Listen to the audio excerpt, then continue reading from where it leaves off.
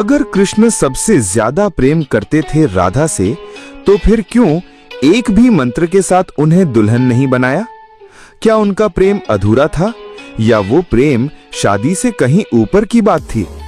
जिस दिन राधा ने कृष्ण से पूछा, क्या तुम मुझसे विवाह नहीं करोगे, उस दिन कृष्ण मुस्कुराए और जो उत्तर दिया वो आज तक कोई नहीं समझ पाया। पहला भाग, वृंदावन की बंसी।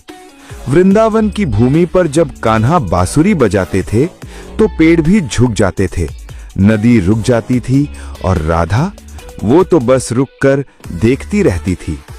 राधा और कृष्ण का मिलन कोई आम प्रेम नहीं था, वो दो आत्माएं थीं, एक ही भ्रम के दो प्रतिबिंब। कृष्ण, जिनका बचपन माखन चुराते और ग्वालों संग खेलते बीता, हर शाम यमुना किनारे अपनी बंसी से ऐसी धुन निकालते कि राधा की आत्मा तक उस स्वर में खो जाती। राधा कहती, कृष्ण, तुम्हारे बिना मेरा होना अधूरा है, और कृष्ण मुस्कुराते हुए कहते, राधे, तुम तो वही हो जो मैं हूं, हम अलग कब थे? हमेशा दूसरा भाग, प्रेम की परिभाषा बदल जाती है।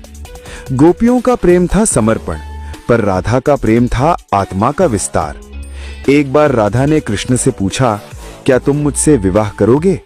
कृष्ण ने धरती की ओर देखा, फिर राधा की आंखों में झांकते हुए बोले, राधे, क्या सूर्य अपने प्रकाश से विवाह करता है? हमारा प्रेम वो है जो जन्मों की सीमाओं से परे है।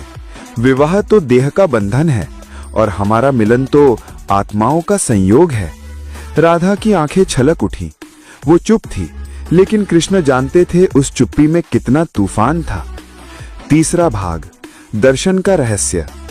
कृष्ण ने राधा को बताया, प्रेम की सबसे ऊंची अवस्था वो होती है जहां अपेक्षा शून्य होती है, जहां प्रेम में कोई मांग नहीं होती, सिर्फ देना होता है। राधा, तुम मेरा प्रतिबिंब हो।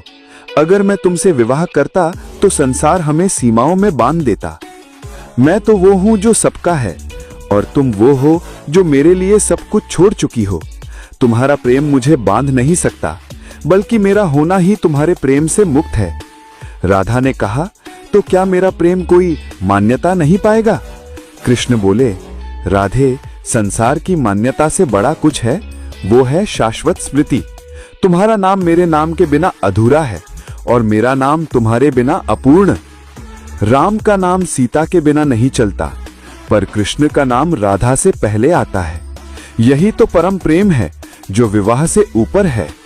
जब कंस मारा गया और मथुरा कृष्ण का हो गया, तो कृष्ण को राज्य, यश और युद्ध का मार्ग चुनना पड़ा।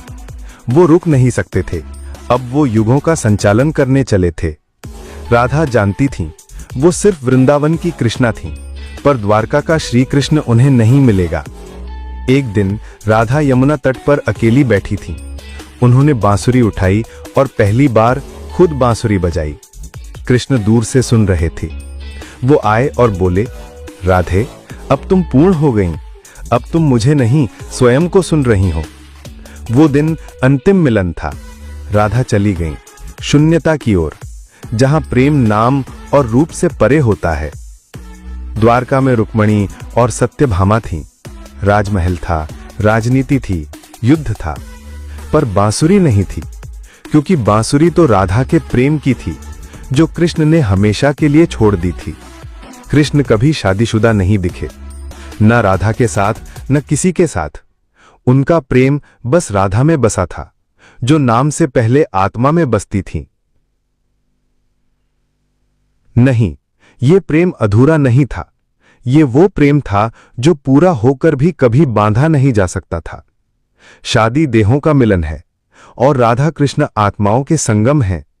कृष्ण ने राधा से शादी नहीं की, क्योंकि उन्हें उसे याद बनाना था, बंधन नहीं।